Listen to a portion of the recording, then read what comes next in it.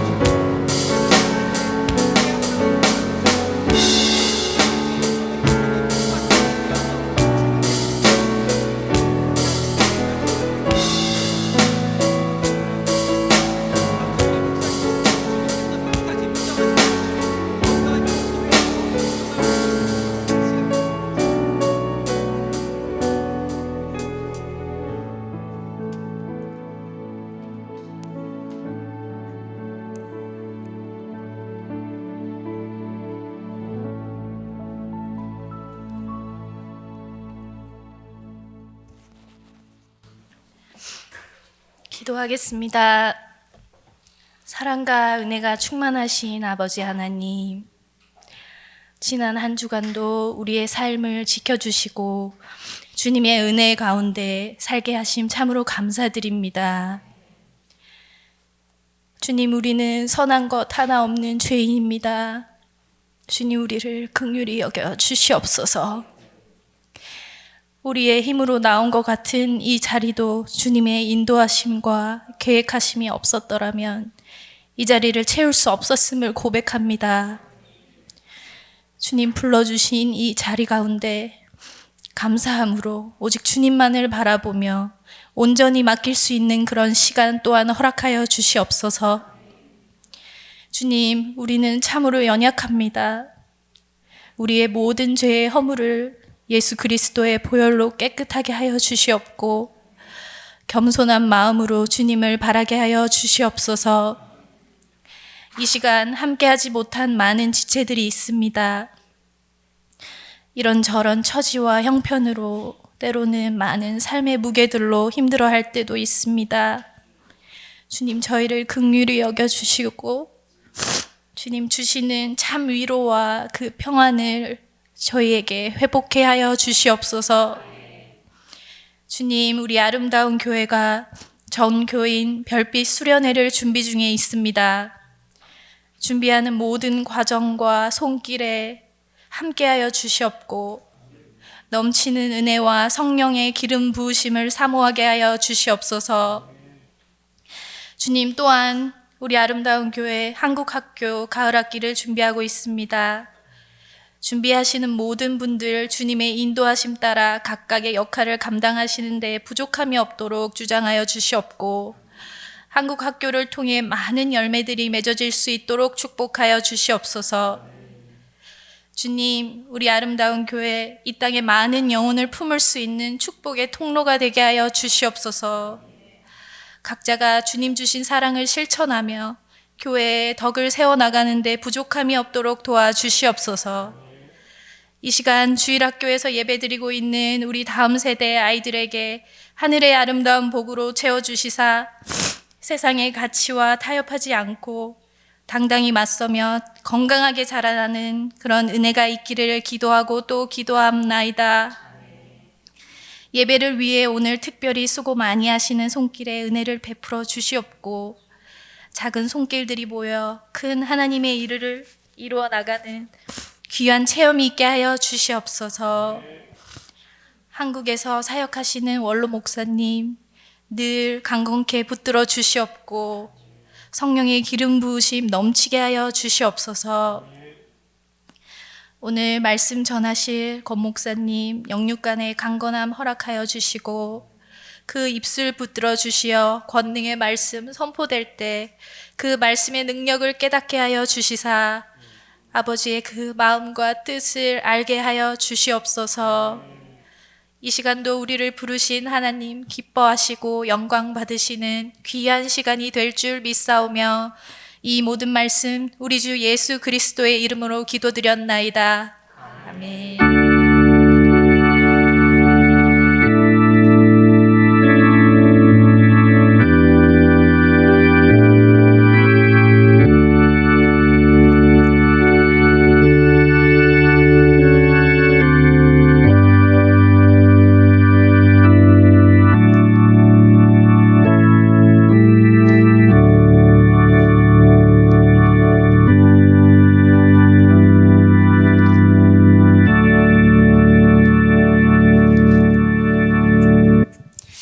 자, 오늘 하나님께서 우리에게 주시는 말씀은 마태복음 8장 말씀입니다. 5절부터 13절까지 말씀입니다. 신약성경 11면에 있습니다.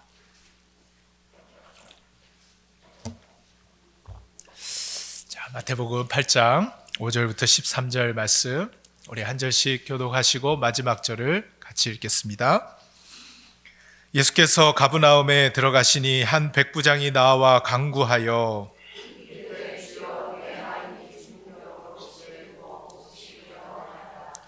이르시되 내가 가서 고쳐 주리라.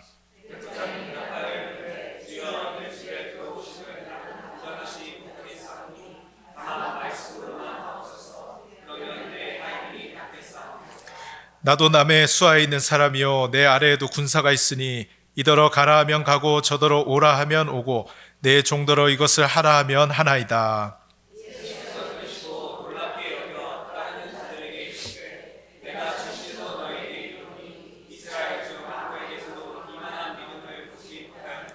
또 너에게 이르노니 동서로부터 많은 사람이 이르러 아브라함과 이삭과 야곱과 함께 천국에 앉으려니와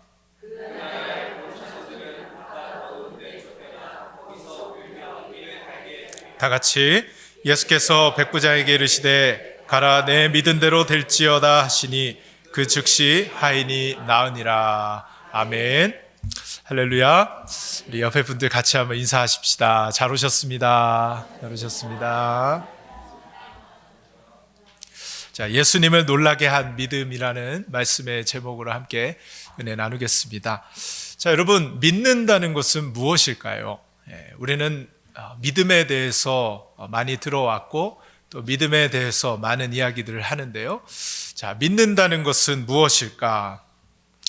자, 우리는 믿는다고 하면서도 믿음이 무엇인지 또 믿는다는 것이 무엇인지 잘 모를 때가 많습니다. 그저 믿습니다 하면 우리는 그것이 믿음이라고 생각을 하는데요.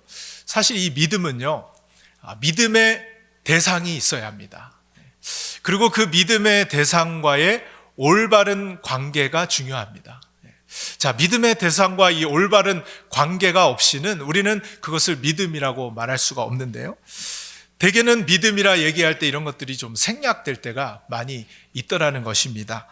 자, 그래서 우리가 이미 믿음에 대해서 많이 들어왔고 또 우리가 많은 이야기들을 할 수 있지만 오늘 말씀에서 믿는다는 것이 무엇일까? 다시 한번 우리는 그것을 좀 생각해 보고자 합니다. 자, 오늘 우리는 예수님을 놀라게 한 믿음의 한 소유자를 만나게 됩니다. 자, 이 사람은요, 백부장이었습니다. 자, 당시 이스라엘은 로마의 지배를 받고 있었습니다. 그래서 로마는 이 자기들이 통치하는 나라들의 이런 군대를 보내고 통치자들을 보내서 지배를 했습니다. 자, 이 가버나움이라는 곳, 군사적인 욕충지였습니다.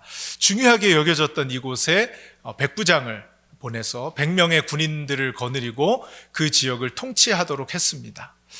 자, 이 백부장, 여러분 엄청난 권력자는 아니었을지 몰라도 로마가 파견한 당시에 가장 강대국이었던 로마의 백부장으로서 그는 굉장히 권력을 누리고 있었던 사람입니다. 그리고 스스로도 내가 어떤 사람인데, 내가 이렇게 권력이 있는 사람인데 라고 어깨에 힘을 줄 수 있을 만한 그런 엄청난 권력을 가지고 있었던 사람이죠. 자, 이런 사람이 예수님이 가버나움에 나타나셨다는 이야기를 듣게 됩니다. 그 예수님 앞으로 찾아 나가게 됩니다. 그리고 그 예수님 앞에 자기의 하인을 고쳐주시기를 간절히 요청하게 됩니다. 왜냐하면 하인이 중풍병으로 몹시 괴로워하고 있었기 때문입니다. 자, 그런데 이 과정에서 예수님이 이 백부장을 두고 칭찬을 하시게 됩니다. 그리고 이 칭찬이 굉장히 엄청난 칭찬이었어요. 왜냐? 이 신약 성경에서 이만한 칭찬이 없었기 때문에 그렇습니다. 예수님께서 칭찬하시는 내용이 이스라엘 중 아무에게서도 이만한 믿음을 발견하지 못했다라는 칭찬을 하고 계세요. 자, 이것이 놀라운 이유는요, 이 사람은 또한 이방인이었기 때문에 그렇습니다. 여러분, 이 예수님, 구약 성경에 끊임없이 메시아로 올 것이라고 예언이 되어 있는데, 자, 구약적인 배경이 있었던 사람이라면 이분이 누구이신지를 더 잘 이해할 수 있었을 거예요. 그러나 이 이방인은 구약이라는 것은 알지도 못했을 것이고, 이 구약적인 배경이 전혀 없었던 그런 이방인이었음에도 불구하고 그 어떤 유대인들, 구약의 말씀을 잘 안다라고 하는 그 어떤 유대인들도 들어보지 못한 그런 칭찬을 지금 예수님에게로부터 받고 있다라는 거예요. 도대체 이 백부장과 예수님 사이에 어떤 일이 있었기에 이만한 칭찬을 이 백부장이 받을 수 있게 되었느냐, 그것을 오늘 말씀을 통해 좀 생각을 해보려고 하는 것입니다. 자, 이 질문을 하면서 예수님이 이 사람에게, 백부장에게 이만한 믿음을 내가 이스라엘에게서 본 적이 없다라고 칭찬으로 끝나지 않으시고 이후에 11절과 12절 말씀을 덧붙여서 말씀을 하고 계세요. 자, 그렇기 때문에 여러분, 이 말씀을 제대로 이해하기 위해서는 이 뒷부분까지 말씀을 놓고 함께 생각을 해봐야 되는데, 그런 점에서 이 뒤에 11절, 12절의 말씀이 참 이해하기가 어렵습니다. 갑자기 왜 이런 말씀을 하실까 하는 생각이 들어요. 그럼에도 불구하고 이것을 놓치면 안 되겠는데요. 자, 11절, 12절에 예수님이 칭찬하신 이후에 이 말씀을 하시는데 우리 같이 한번 읽어보겠습니다. 시작. 또 너희에게 이르노니 동서로부터 많은 사람이 이르러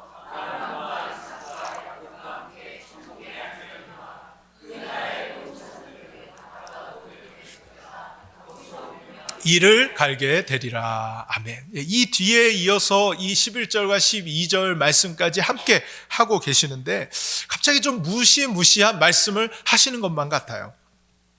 자, 백부장의 믿음에 대해서만 칭찬하고 끝나시지 않고 이 뒤에 말씀을 이어서 하시는데 맥락적으로 볼 때 이 말씀은 이런 의미일 것입니다. 자, 백부장과 같은 믿음을 가진 여러 사람들이 동서로부터 일어나게 될 것인데 그들은 아브라함과 이삭과 야곱과 함께 천국에 앉게 될 것이라는 거예요. 그런데 어찌된 일인지 그 나라의 본 자손들, 자신들은 선택받았고 구원받을 것이라고 자부하고 있었던 그 유대인들은 바깥 어두운데, 어디예요? 지옥으로 쫓겨나서 거기서 울며 이를 갈게 될 것이다 라는 말씀을 하고 계시는 것입니다. 자, 이것까지 함께 고려해 볼 때 이거는 참 보통 말씀이 아닙니다. 천국이냐 지옥이냐의 중요한 기로에 놓여 있게 하는 그런 말씀이기 때문에 그렇습니다. 자, 백부장의 이런 믿음을 가지고 있는 자는 천국에 들어가고 구원을 받게 될 것이지만 그러한 믿음을 소유하고 있지 않는다면 마찬가지로 바깥 어두운 데 쫓겨나 울며 이를 가게 될 것이라는 말씀이기 때문에 그렇습니다. 그러니 여러분, 더 궁금해지는 거예요. 백부장의 믿음이 도대체 어떤 믿음이었을까? 어떤 믿음이었길래 예수님에게로부터 이런 어마어마한 칭찬을 받았을 뿐만 아니라 어떤 믿음이길래 구원에 이르게 하는 믿음이라고 말씀을 하고 계시느냐는 것입니다. 자, 이 믿음이 너무나도 궁금하고 중요하기에 우리는 이 예수님과 이 백부장의 이 대화와 또 그 장면으로 우리는 들어가야만 하겠습니다. 자, 첫 번째, 예수님은 이 이방인을 보고 이 백부장을 보고 무엇을 보셨느냐? 그의 고상하고 훌륭한 인격을 보셨습니다. 자, 진정한 믿음의 소유자들의 인격은요, 고상하고 훌륭해야 합니다. 자, 믿음과 인격이 무슨 상관이 있겠느냐라고 말씀하시지만 여러분, 아까도 말씀드렸듯이 믿음이라는 것은 관계에서 나오는 것입니다. 좋은 관계, 훌륭한 인격적인 관계에서 이 믿음이 출발하는 것이기 때문에 이 믿음과 인격은 굉장히 밀접한 연관이 있습니다. 오늘 우리가 본문에서 만나는 이 백부장이 바로 엄청난 믿음의 소유자였을 뿐만 아니라 그 믿음과 함께 훌륭하고 고상한 인격을 가지고 있었던 사람이었다라는 것이죠. 여러분, 오늘 말씀에서 누가 지금 아프다고 했어요? 하인이, 백부장의 하인이 아프다고 했습니다. 자, 여러분, 당시의 하인이라는 것은요, 굉장히 천민 중에 천민이었습니다. 자, 목숨이 주인의 손에 달려 있어서 목숨이 하인이 마음에 안 들어서 그냥 죽여도 아무도 뭐라 그럴 수 없을 만큼 그렇게 아무것도 아닌 보잘것없는 그런 계층의 사람들이 바로 이 하인이었다라는 것이죠. 그러다 보니 여러분, 하인이 아프다는 것 그렇게 주인이 신경 쓰지 않아도 될 것이었어요. 그냥 아프면 갖다 버리고 새로운 하인, 그냥 싼 값에 하나 다시 들여오면 되는 것이 그 당시의 일반적인 풍습이었던 것입니다. 그런데 오늘 말씀에서 나오는 백부장은 어떻습니까? 이 하인, 자신의 하인이 아프다고 예수님을 찾아왔어요. 여러분, 자기 자식도 아니고요, 자기 부인도 아니고요, 자기 하인, 아무것도 아닌, 정말 버려도 아무도 모르는, 죽여도 모를 그런 하인이 아프다고 지금 예수님을 찾아왔다라는 것. 이 사람이 얼마나 이 생명에 대해서 소중히 여기고 또 약자들에 대해서 정말 얼마나 그런 사람들을 위해 주는 사람이었는지를 알 수 있는 것이죠. 여러분, 오늘 본문 말씀에 예수께서 가브나움에 들어가시니 한 백부장이 예수께 나와 간구하였다라고 말하는데요, 여기서 나왔다라는 것, 간구하였다라는 것이 시제가 다르게 쓰이고 있어요. 한 시제로 보통은 쓰여져야 하는데 이 나왔다라는 것을 쓸 때는 과거형으로 쓰고 간구했다라는 건 현재형으로 쓰고 있어요. 그러니까 예수님을 만났을 때 간구한 것은 그 당시에 한 것이고, 나아왔다라는 것은 이미 옛날부터 마음은 예수님께 나아갔던 거예요. 그만큼 이 예수님이 오시기를 간절히 기다렸다라는 것입니다. 여러분, 왜 예수님을 그토록 간절히 기다렸던 것일까요? 그만큼 하인을 사랑했기 때문이죠. 그만큼 하인을 사랑해서 이를 간절히 예수님 앞에 나아가서 이 하인을 낫게 해달라고 간구하고 싶었던 그 마음이 바로 여기에 표현되고 있는 것이죠. 여러분, 이것을 볼 때 이 백부장이 얼마나 이 인격이 훌륭한 사람이었는지를 보게 되는 것이죠. 여러분, 이 같은 사건이 마태복음 8장뿐만 아니라 누가복음 7장에도 동일한 사건이 기록되고 있습니다. 거기에 보면요, 이 백부장에 대해서 좀 더 자세한 설명이 있는데, 이 백부장이 어떤 사람이었느냐, 유대인들을 지극히 사랑했다라는 거예요. 이 유대인들을 지극히 사랑하고 민족을 사랑하고 유대인들을 위해서 회당을 지어줄 정도로 다른 사람들의 필요나 아픔이나 이런 것을 그냥 좌시하거나 그냥 지나치지 않았던 그런 사람이었다라는 것을 누가복음에서는 기록하고 있습니다. 여러분, 오늘 말씀에서는 그의 훌륭한 인격이 더욱 도드라져 보이는데요, 자, 예수님께서는 백부장의 간청을 듣고 내가 가서 고쳐주겠다라고 말씀을 하셨는데, 이 백부장이 거기에 대해서 어떻게 말을 하고 있느냐, 8절 9절과 같이 대답을 하고 있습니다. 우리 한 번 더 읽어보도록 하겠습니다. 시작. 백부장이 대답하여 이르되 다만 말씀으로만 하옵소서. 그러면 내 하인이 낫겠사옵나이다. 나도 남의 수하에 있는 사람이요 내 아래도 군사가 있으니 이더러 가라 하면 가고 저더러 오라 하면 오고 내 종더러 이것을 하라 하면 하나이다. 아멘. 여러분, 별거 아닌 것 같지만 이 정도 권력을 가지고 있는 사람이 이렇게 하기가 쉽지가 않습니다. 예수님이 내가 가서 고쳐주라면 당연히 그래야죠. 예수님, 당연히 내가 누군데, 내가 로마의 백부장이, 너희 나라를 지금 다스리고 있는 내가 지금 백부장으로 파견이 돼 있는데 유대인 중에 한 사람이 너가 오면 당연히 와야지, 내가 그럴 자격이 있는 사람인데 하고 막 자기 권리를 내세우고 막 그 예수님을 자기 마음대로 막 주장할 수 있었을 거예요. 그런데 그렇게 하지 않고 주님이 내 집에 들어오는 것을 난 감당하지 못하는 자입니다. 자신을 낮추고 있는 것이죠.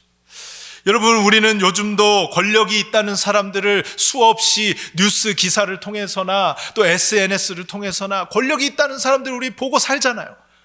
얼마나 어깨에 힘을 주고 목에 힘을 주고 나는 이럴 자격이 있는 사람이라고, 나는 이런 권리가 있는 사람이라고, 그 권력을 얼마나 과시하고 뽐내는 사람들을 우리는 수도 없이 보고 있잖아요. 그런데 정말 그럴 수 있는 이 백부장이었음에도 불구하고 이 백부장은 그렇게 하지 않고 있다라는 거예요. 자신이 더 높은 위치에 분명히 있음에도 불구하고 그렇게 자신 스스로도 얼마든지 생각할 수 있는데 예수님께 당신이 내 집에 들어오는 것은 나는 감당하지 못할 자입니다. 다만 말씀으로 하십시오. 라고 지금 대답하고 있는 것입니다. 나는 그럴 자격이 없는 사람이라는 거예요. 여러분, 믿음이 있다고 해서요, 특권 의식으로 그것이 발전하면 안 됩니다. 여러분, 왜냐하면요, 우리가 믿는 것을 내가 믿었다라고 생각할 수 있는데요, 그 믿음조차도 나에게서 나온 게 아니에요. 하나님이 우리로 하여금 믿게 해 주신 줄로 믿습니다. 그래서 여러분, 이 믿음이 하나님께로부터 왔기 때문에 믿음이 있다면 우리는 그저 감사할 뿐이에요. 믿음 주셔서 감사합니다. 하나님 믿게 해주셔서 감사합니다. 여러분, 그런데요, 이 믿음이 있다는 것이 그렇게 특권의식이 되면 안 되는데 우리는 그 믿음, 내가 믿었다라고 우리는 생각을 하고 믿음이 없는 사람에 대한 그들에 대한 판단하고 정죄하는 잣대가 되더라는 거예요. 내가 믿었는데 너는 안 믿었다는 거예요. 너 안 믿으니까 지옥 간다는 거예요. 여러분, 제가 미국에 공부하러 오려고 토플 학원을 한국에서 다녔을 때인데요, 한 30대 초반이었습니다. 늦지막히 이제 영어 공부를 하는데 다 20대 초반에 벌써 다 미국 가려고 준비하더라고요. 어린 친구들하고 같이 스터디 클럽을 하는데요, 다 교회를 안 다니는 청년들이었어요. 그런데 이 청년들하고 같이 스터디하면서 이야기를 나누면서 제가 목사라는 걸 얘기하고, 근데 하나같이 얘기하는 게 믿는 사람들은 너무 거만하다는 거예요. 어깨에 힘이 들어가고 폼을 잡고 마치 너무 배타적이라는 거예요. 배타적이라는 거예요. 그래서 거리를 둘 수밖에 없다라는 얘기를 하는 거예요. 그러니까 저는 늘 교회 안에만 생활하고 있었던 사람으로서 새로운 시각과 믿지 않는 사람들이 교회를 또 기독교인들을 어떻게 보는지를 생각해 보게 된 거예요. 우리는 믿었으니 구원받았고 너는 안 믿었으니 지옥 가고. 너무 배타적이라는 거예요. 너무 배타적이다. 여러분, 우리는 이 믿음이 내가 믿은 것이 아니죠. 하나님이 주신 것이기에 그저 감사하고 하나님께 그 모든 영광을 올려드렸을 때 하나님이 기뻐하시고, 믿지 않는 자들도 그 하나님을 높이는 모습을 보면서 야, 저들이 믿는 하나님은 도대체 어떤 분이신가 궁금해하고 그 하나님을 만나고 싶은 마음이 생기지 않겠어요? 그런데 그 믿음이 특권의식이 돼서, 여러분, 그 특권의식이 되니까 어디로 가느냐? 비인격적인 사람이 되더라는 거예요. 선민 사상에 가득 차가지고 내가 어떤 사람인데 하면서 그것이 비인격적으로. 여러분, 심지어는요, 어디까지 갈 수 있느냐? 내가 믿었으니 당신은 이렇게 해야만 한다는 거예요. 하나님께 내가 이렇게 믿어줬는데 왜 당신은 내가 믿은 대로 이렇게 해주지 않느냐는 거예요. 내가 이렇게 믿었는데 내가 이런 권리가 있지, 내 믿음대로 왜 당신은 해주지 않느냐? 하나님께 따지는 데까지 가더라는 거예요. 하나님 이렇게 해줘야죠, 내가 믿어줬으니 이렇게 해줘야죠 라는 데까지 가더라는 것입니다. 여러분, 아무에게도 이 믿음뿐만 아니라 아무것도, 나에게서 난 것은 아무것도 없음을 믿으시기 바랍니다. 다 하나님께로부터 온 거예요. 다 하나님께로부터. 조금 더 남들보다 가졌다고 생각하면 더 감사해야 되는 거예요. 더 낮아질 수 있는 저와 여러분 될 수 있기를 바랍니다. 나는 자격이 없습니다. 나는 받을 자격이 없는데 하나님이 주셨습니다. 이 믿음을 가지고 살아가는 사람은 그 인격이 어떻겠어요, 여러분? 훌륭할 수밖에 없죠. 근데 가진 것도 없는데 내가 이렇게 해서 이렇게 됐다고 그거 움켜잡고 우리는 막 과시하고 힘을 주고 비인격적인 그런 삶을 살아갈 수 있다는 것이죠. 여러분, 제가 좋아하는 찬양 중에 하나가 찬송가 310장 하나님의 은혜로입니다. 자주자주 즐겨 불러요. 하나님의 은혜로 이 쓸데없는 자 왜 구속하여 주는지 난 알 수 없도다. 왜 내게 굳센 믿음과 또 복음 주셔서 내 마음이 항상 편한지 난 알 수 없도다. 왜 내게 성령 주셔서 내 마음 감동해 주 예수 믿게 하는지 난 알 수 없도다. 그 하나님의 은혜 생각하면서 여러분, 인격적인 믿음의 소유자들 모두 되실 수 있기를 주님의 이름으로 축원드립니다. 여러분, 두 번째 예수님이 이 백부장에게 보셨던 믿음은 주님에게만 초점을 맞추는 믿음이었습니다. 주님에게만. 여러분, 오늘 본 말씀에서 백부장에게 이상한 점을 하나 발견하게 돼요. 그것은요, 단 한 번도 이 백부장이 예수님께 나와서 내 하인을 고쳐달라는 말을 하지 않고 있다는 것입니다. 여러분, 그만큼 간절히 기다렸잖아요. 예수님이 눈앞에 나타나셨잖아요. 그럼 여러분 어떻게 하시겠어요? 달려나가서 주님, 당장 지금 바로 내 집에 오셔서 이 하인을 낫게 해 주십시오 라고 말을 해야 하지 않겠어요? 그런데 백부장이 한 번도 이 하인을 고쳐달라는 말이 없습니다, 여러분.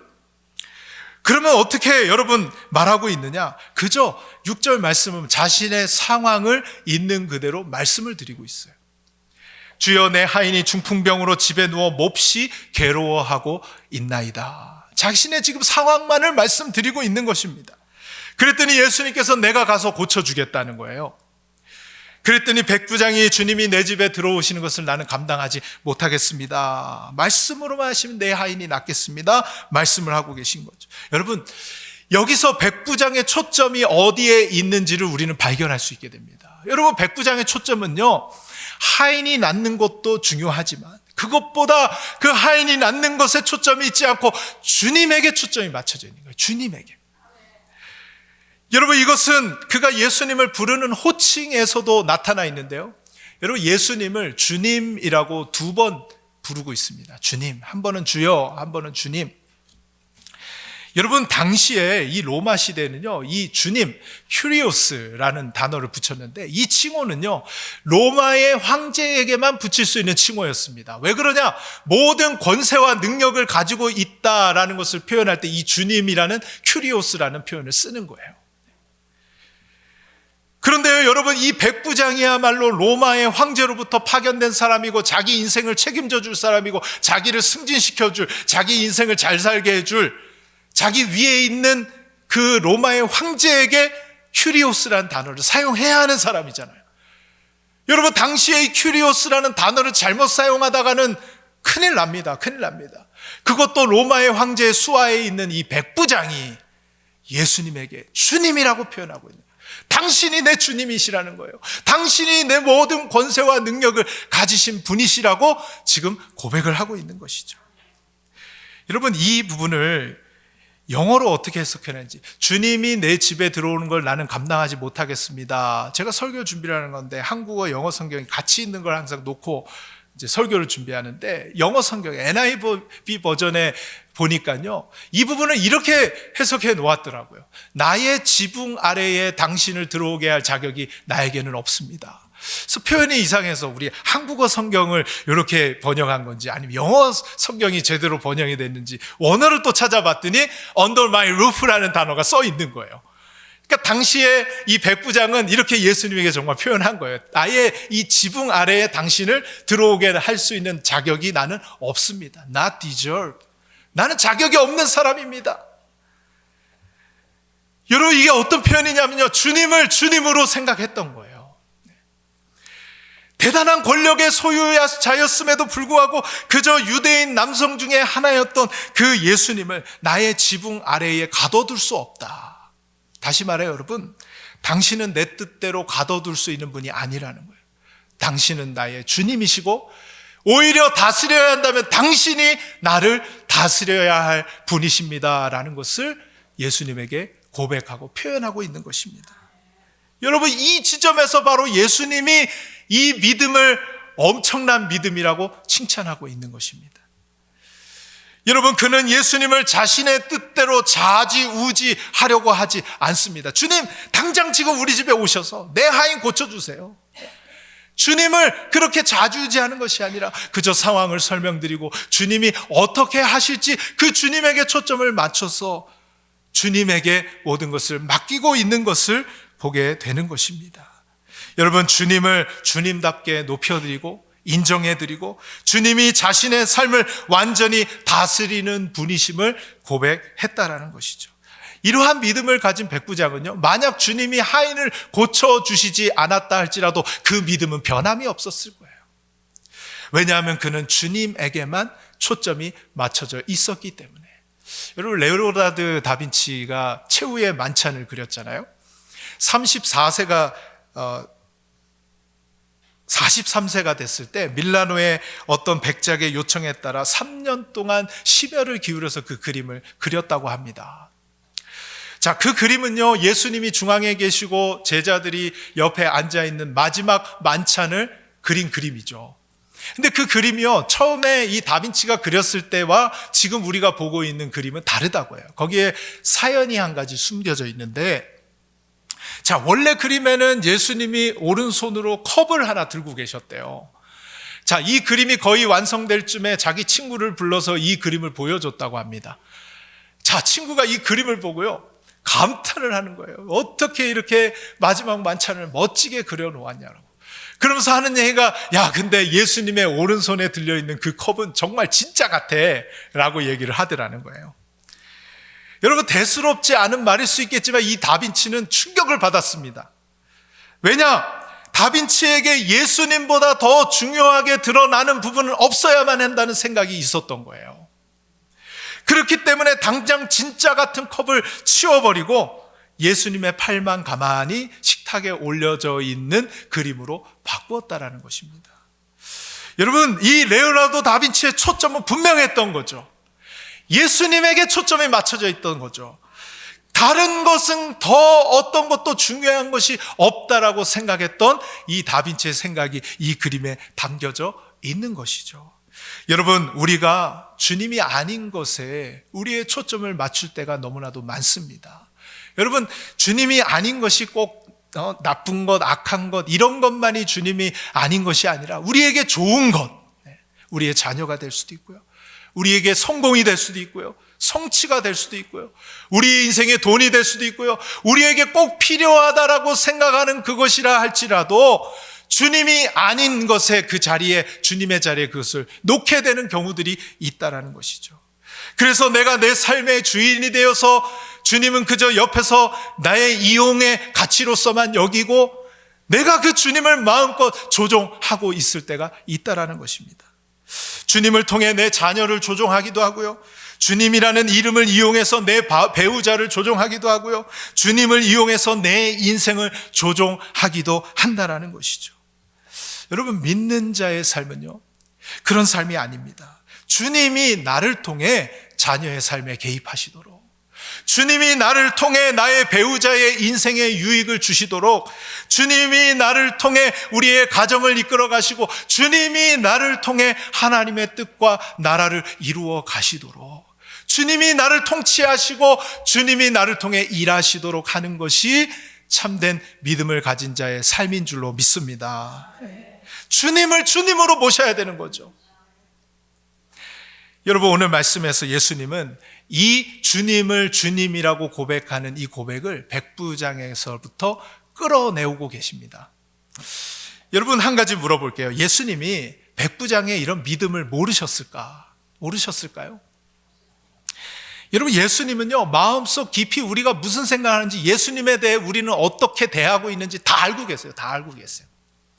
그러므로 예수님은 이미 백부장이 어떤 믿음을 가지고 있는지를 다 알고 계셨고 보고 계셨습니다. 그래서 13절에요, 백부장에게 내 믿은 대로 될지어다 라고 말씀하실 때 과거형으로 말씀하셨어요. 그 말은 이미 백부장의 믿음을 보셔서 이미 고쳐주시기로 다 작정을 해놓은 거예요. 여러분, 우리의 삶에 하나님은 이미 우리의 모든 것을 예비해 놓으신 줄 믿으시기 바랍니다. 우리에게 원하시는 건요, 그 과정에서 우리가 하나님을 어떻게 여기는지, 우리 주님을 어떻게 대하고 있는지를 우리가 깨닫고 올바른 믿음으로 나아가게 하시기를 원한다라는 거예요. 자, 그 마음속 여러분 깊은 믿음을 보셨다 할지라도 한 가지 주님이 남아있는 것이 있었습니다. 그것은요, 그 믿음을 백부장이 입으로 고백하고 시인하게 하는 일이었어요. 왜냐하면 입으로 고백하고 시인할 때 그것은 진짜가 되기 때문에 그렇습니다. 확인하게 하시는 거예요. 여러분, 오늘 말씀 7절을 보면 내가 가서 고쳐주리라 라고 말씀하셨는데, 자, 이 문장을 제가 보다가, 자, 이 문장을 NIV 성경에서 여러분, 내가 가서 고쳐주리라, 그냥 일반 문장으로 돼 있는 것 같아 보이는데 영어 성경에 갑자기 Shall I come and heal him이라고 질문으로 돼 있는 거예요. 질문으로. 야, 이거 영어 성경은 그럼 좀 이상하게 번역을 한 건가? 여기는 내가 가서 고쳐주리라 했는데 Shall I come and heal him 하면 물어보는 거예요. 여러분, Shall I 하면 정중하게 물어보는 겁니다. 내가 가서 고쳐줘도 될까? 여러분, 내가 가서 고쳐주리라도요, 내가 막 그냥 이 사람 마음껏 내가 가서 고쳐줄게 이게 아니고 내가 가서 고쳐줄까? 라는 조심스럽게 말하는 게 이 의미에 포함되어 있다라는 거예요. 그래서 실제로 학자들도 이 원문을 해석할 때 이것을 질문, 의문문으로 해석할 수도 있다라고 그렇게 얘기를 하고 있어요. 자, 그러면 여러분, 예수님이 왜 물어보셨냐는 거예요. 왜 질문을 하고 계셨냐는 거예요. 여러분, 왜 질문하셨을까요? Shall I come and heal him? 왜 질문을 하셨을까요? 여러분, 제가 질문을 하니까 여러분들은 어떻게 지금 하고 계세요? 왜 질문을 하셨지? 고민하게 되죠. 네. 그리고 이걸 어떻게 대답하지? 내가 대답을 해야 되는데? 라고 정리를 하게 되죠. 그 다음에 내가 고민하고 정리한 것들을 입으로 말하게 되죠. 바로 질문의 의도는 그것이라는 것입니다. 마찬가지예요. 여러분, 예수님이 이 백부장에게 이렇게 질문을 하신 이유는요, 이 질문에 대해서 백부장이 어떻게 대답하는지를 지금 보고 계시는 거예요. 실제 그 백부장의 마음 안에 있는 믿음이 진짜인지 아닌지 스스로 확인하게 하시는 의도가 거기에 담겨 있는 거예요. 여러분, 간혹 가다가 떠보는 질문이 있죠. 떠보는 질문. 그건 진짜 이 사람 마음이 뭔지 몰라가지고 이렇게 한번 떠보려고 엄마들이 잘하잖아요, 그런 거. 얘 마음을 몰라서 떠보는 질문을 할 때가 있단 말이에요. 그러면 여러분, 그 의도를 알면 떠볼 땐 되게 기분 나쁩니다. 이 지금 나 떠보는 거야? 그게 기분이 나빠요. 근데 여러분, 몰라서 물어보는 떠보는 질문은 기분이 나쁘지만 지금 예수님은 그 마음을 아신다 그랬어요? 모른다 그랬어요? 다 아시고 계세요. 알고 계시는데 물어본다라는 것은 다른 의도가 거기에 있는 것이죠. 다른 의도가. 백부장의 이 마음속에 정말 그 예수님을 향한 믿음이 진짜인지, 그 예수님을 향한 그 마음이 진짜인지를 스스로 고민하게 하시고 스스로 그 믿음이 진짜인지를 확인하게 지금 예수님이 도와주고 계신다는 거예요. 여러분, 이 백부장은 그 예수님의 질문 앞에 그 마음속에 있는 진실한 믿음을 고백하고 끄집어냈습니다. 주님은 우리 집에 주님을 들어오시기에 나는 감당할 수 없는 자입니다. 나는 자격이 없는 자입니다. 나는 주님의 신발끈 매기도 자격이 없는 자입니다. 나는 그 주님 앞에서 긍휼한 자입니다. 도움이 필요한 자입니다. 주님, 나를 다스려 주시옵소서. 그렇게 고백하고 있다라는 것입니다. 여러분, 부활하신 뒤에 베드로에게 예수님이 찾아가셨죠. 여러분, 베드로에게 찾아가서 야 임마, 너는 이렇게 했잖아, 너는 이렇게 해야 돼 라고 강압적으로 얘기하신 게 아니라 어떤 방식을 쓰세요? 질문하고 계세요. 너는 나를 사랑하느냐? 베드로는 마음 깊이 자신의 실수와 자기의 과거의 아픔과 주님 앞에 잘못했던 것들, 비록 실수는 있었지만 다시 한번 주님이 나에게 기회 주신다면 나는 이제 주님을 위해서 제대로 한번 살아보겠습니다 하는 그 마음이 깊숙한 곳에 있었고, 주님이 나를 기다려주셨던 그 은혜에 대해 정말 사랑하는 마음이 이 안에 있었을 거예요. 질문하니까 그것에 대해 대답하면서 3번이나 물어보시잖아요. 그게 예수님이 베드로 마음 몰라서 지금 떠보는 것일까요? 베드로로 하여금 그 입술로 고백하며 자신이 예수님에 대한 그 사랑의 마음이 진짜인지 아닌지 고백하게 하시는 것이죠. 여러분, 우리는 알고 있어요. 우리가 우리 입술로 꺼내놓는 말이 진실인지 아닌지 나 자신은 알고 있습니다. 내 마음 깊은 곳에 나오는 이 말이 다른 말이 나오잖아요. 내가 지금 거짓말하고 있는 거 알고 있어요. 그러나 내 마음속 깊이 있는 것이 진실한 고백으로 나올 때 그것이 또 진실한 고백임을 우리는 누구보다 잘 알고 있다라는 것이죠. 그래서 질문하는 것이고요. 여러분, 오늘 주님께서 질문하실 때 진실한 믿음과 진실한 마음의 고백을 주님께 내어놓을 수 있는 저와 여러분 될 수 있기를 간절히 소원합니다. 여러분, 오늘 주님께서요, 이 자리에 오셔서 저는 동일한 질문을 우리 가운데 하실 거라고 생각을 해요. 이미 우리의 마음을 다 아시는 주님께서 우리에게 너는 나를 누구라 하느냐? 너에게 나는 도대체 어떤 존재니? 너는 나를 사랑하느냐? 여러분, 우리 마음속 깊이 한번 고민해 보시고 질문해 보세요. 여러분 이 질문 앞에 솔직하게 나는 주님을 주님으로 인정한 적이 없습니다. 그런 고백을 하는 분이 있을 거예요. 그렇다고 해서 나는 주님을 주님이라고 인정합니다라고 거짓을 말할 수 있는 건 아니잖아요. 주님은 다 알고 계시는데 돌이켜야죠. 돌이켜서 이제라도 나는 주님을 주님으로 인정하겠습니다. 내가 삶의 주인이 아니라 주님이 나의 삶의 주인이 되심을 인정하며 고백하며 살아가겠습니다. 또 내 삶이 주님이 주인이심을 알고 이미 그렇게 살아오셨다 할지라도 다시 한번 주님께 주님은 나의 삶의 주인이십니다. 나의 삶을 인도하여 주시옵소서. 주님을 내 생각과 내 마음에 가두어 놓고 주님을 좌지우지하는 인생이 아니라 주님 뜻대로 주인이 되셔서 나의 삶을 이끌어 주시옵소서. 오늘 그렇게 대답할 수 있는 저와 여러분 될 수 있기를 간절히 원합니다. 우리 같이 기도하기를 원하는데요. 주님이 이 자리에서도 찾아 임재하셔서 말씀으로 우리에게 오셨습니다. 주님은 수많은 사람들에게 질문하셨습니다. 그 질문들, 너는 나를 누구라 하느냐? 너에게 도대체 나는 어떤 존재니? 너는 나를 사랑하느냐? 여러분 이 질문 하고 계실 터인데 주님이 먼저였는지 내가 먼저였는지 생각해 보시기 바랍니다. 주님의 뜻이 먼저였는지 나의 뜻이 먼저였는지 오늘 생각해 보는 시간이 되기를 바랍니다. 주님을 조종하는 인생이었는지 주님이 나를 이끄시도록 주님이 나를 인도해 가시도록 내어드리는 인생이었는지 오늘 이 질문 앞에 우리가 진실한 고백을 주님께 드리며 함께 기도로 나아가도록 하겠습니다. 우리 함께 기도합시다. 하나님, 오늘 이 시간 이 백부장에게 물으셨던 그 질문, 하나님 또한 주님이 우리에게 오셔서 너는 나를 누구라 하느냐? 네 주님, 살아계신 하나님의 아들이신 주는 그리스도이십니다 라고 자신 있게 대답할 수 있는 나의 구원자, 나의 치료자, 나의 인도자, 나의 삶의 모든 것 되신다라고 내 입술로 진실하게 고백할 수 있는 믿음을 우리 가운데 허락하여 주시기를 원합니다. 하나님, 믿는다 하면서도 거짓된 믿음으로 하나님 겉으로만 아버지 하나님 믿음을 인도라 하면서 살아왔습니다.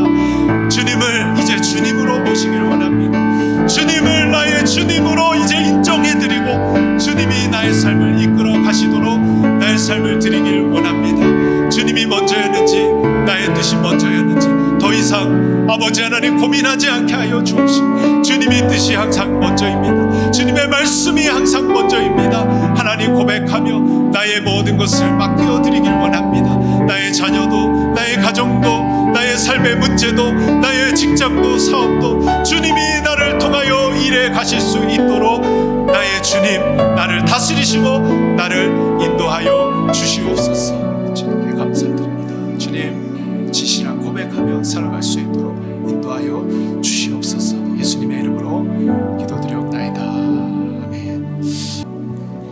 오늘 처음으로 많으신 분 앞에서 몇 자 써온 글을 읽게 되었네요. 하나님께서 저를 용감하게 뜻을 주시고 해결을 해주시고 목사님 덕분에 이 자리에 서 있네요. 영광입니다. 감사합니다. 어느덧 아름다운 이곳에 온 지도 1년이 다 돼가네요. 8월 25일 2024년 저는 모든 게 8월에 이루어지는 것 같네요. 처음 펜실베니아 이어리 한인교회에서 8월 28일 22년도에서 23년도에 10월에 반짝거리는 이곳으로 이사 왔어요. 그리고 올해 이스터 선데이에 세례를 받았죠. 세례를 한 번도 안 받았다고 하면서 처음이라고 했네요. 목사님께서 다들 한 번만 받는 것이라고 하시면서 허허 웃으면서 저를 받아주시고 도와주셨어요. 그 정도로 저는 모르는 것이 너무 많았답니다. 차라리 모르면 가만히나 있을 거 하고 혼자 쓴미소를 지었네요. 얼마 전에 마더 와이즈 동행을 7주 동안 보고 읽고 목사님 말씀을 듣고 많은 것을 배우고 알게 되었습니다. 그동안에는 내가 잘나서 멋지게 살았다고 오산을 하면서 살았다는 게 부끄럽고 창피하네요. 이 모든 것은 하나님이 주신 걸 모르고 청방직종 멍청하게 살았답니다. 웬일이니 하고 눈을 떠보니 68세 할머니가 되었네요. 주님께서는 공평하게 나눠주시는 걸 늦게 알게 되었습니다. 100점 만점 아닌 작은 성적표 있는 걸도 알게 되었습니다. 빵점도 있죠. 중간도 있고, 그래도 이 모든 것은 하나님께서 허락하셔서 제게 누리게 하셨죠. 앞으로 모든 걸 내려놓고 주님께 늘 감사하는 마음으로 기도하면서 열심히 노력하면서 아름다운 하루하루를 보내겠습니다. 작은 어리석음으로 한순간에 인생이 무너질 수 있다는 걸 알았습니다. 아낌없이 씨를 뿌릴 때 그것이 좋은 땅에 떨어져 30배, 60배, 100배 열매를 맺도록 주수하시는 하나님, 솔로몬이 노lum충에게 주는 조언, 햇살을 즐길 수 있을 때 즐기고 항상 즐거워하고 조언했습니다. 비쓸 때가 있으면 얻을 때가 있다. 항상 좋은 날이라고 우리는 생각을 하지만 아주 나쁜 날도 있다는 것을 알고 우리는 하루하루 최선을 다해 살아야 하고 조금 이 순간을 소중하게 알아야 하고 하나님께 감사하면서 살아야 한다. 옛날에는 과거에는 11조 감사현금 모르고 있었네요. 이제는 알고부터 다 필요한 사랑과 정성으로 하나님께 드리는 것을 알게 되었답니다.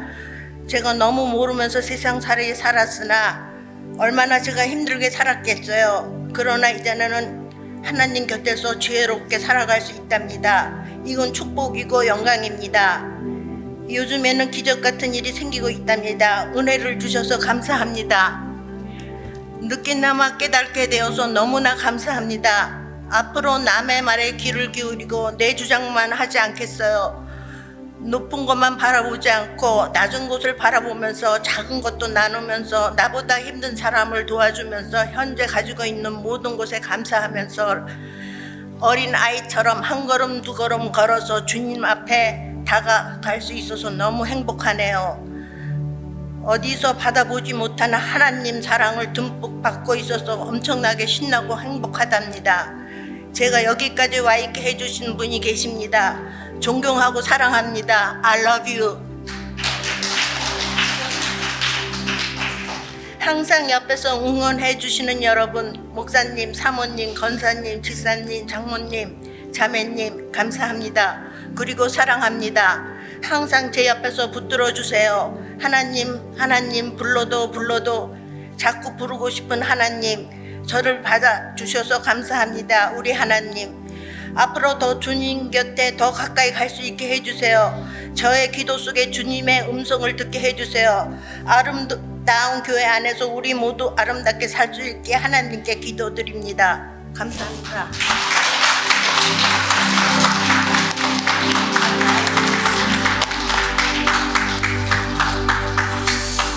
지금은 우리 구주 예수 그리스도의 은혜와 하나님 아버지의 사랑과 성령님의 교통하심이 나의 삶의 주님을 주님으로 인정하며 진실한 고백을 드리며 나아가기로 결단하는 사랑하는 모든 주님의 자녀들 머리머리 위에 우리의 삶과 가정과 직장과 사업과 모든 삶의 영역 위에 이제로부터 영원토록 함께 있을지어다. 아멘.